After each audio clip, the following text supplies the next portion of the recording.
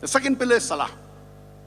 A true believer, his life revolves around Tawheed. Every action, every saying, every deed, inshallah we'll discuss. The implication is Tawheed. And every Muslim has to pray minimum 5 times a day. Our life revolves around Tawheed.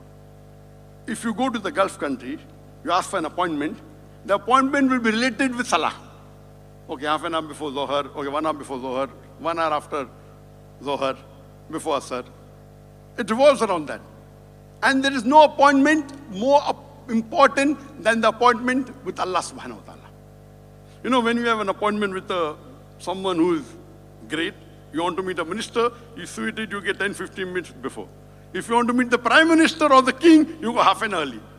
You want to see to it that, no, you're on time. But no one is greater than our creator Allah subhanahu wa ta'ala. So Salah 5 times a day, it disciplines your life.